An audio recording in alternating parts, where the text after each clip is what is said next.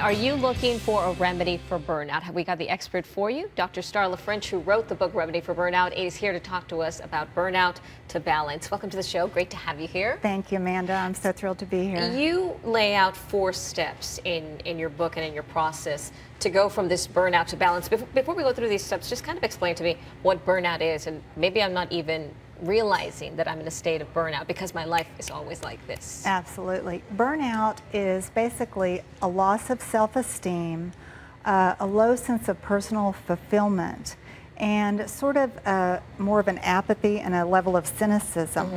And Amanda, when I read those things off to my mom, she said, I think I'm burned out. So lots of people have burnout. 70% of all workers across the board in the U.S. today have some degree of burnout. 70%. And they say their whole goal is just to show up at work, not to even do a great job. They just want to show up, swipe the clock.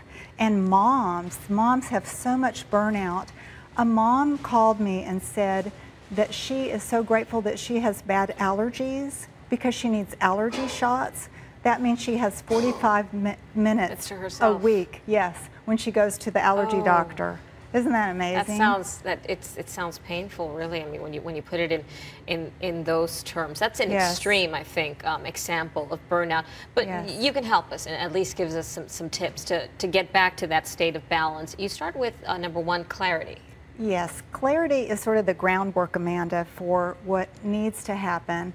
And the 2 most important things that people want out of life are happiness and a sense of purpose. Doesn't that make sense? So how can we achieve that if we don't know where we are? You need to know where you are and where you want to be and how to get from point A to point B. So one way to do that, if you have time, let's say on a Saturday or Sunday afternoon, and sit down and just write down your ideal day. You know, where would you live? Would you live on the lake? Would you live in the mountains? Would you live on the beach? One thing that's really telling is what kind of clothes would be in your closet. Would you have yoga pants and flip-flops? Yes. Or would you have, you know, stilettos and fancy clothes? It sort of projects you into the future to know what you're looking for. I'd never thought of it like that. We got about 2 minutes left. The last 3 on your list are creativity, compassion, and connection. Really 4 C's here: clarity, creativity, compassion, and connection. Out of those last 3, which do you think is probably the most important for our viewers to get from this segment today? I'm going to vote for connection. Connection is the most important thing. Lack of social connection is worse for your health than obesity, smoking, and high blood pressure. And a tip that they can use to improve connection is make a ritual out of things. When your family comes home from work, instead of just barely acknowledging them, stop. In my house, we say a little cheer, and it's usually something silly like, he's here, he's here. It's always time to cheer. Oh, that's cute. So, you know, just acknowledge your family. Start with the family, and then when you're in the workforce, acknowledge the people that you work with by saying good morning, the pleasantries, thank them at the end of the day instead of just blowing through the day. Well, any little step helps.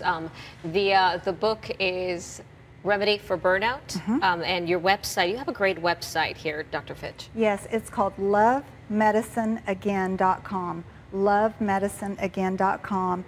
Thousands of doctors, nurses, patients, healthcare providers write in. We have a whole community, and there's weekly free tips that are stress busting. Like, did you know that if you hum, you improve your nitric oxide and you can reduce your stress? So you can hum in the car when you're in a traffic jam, and it will lower your stress.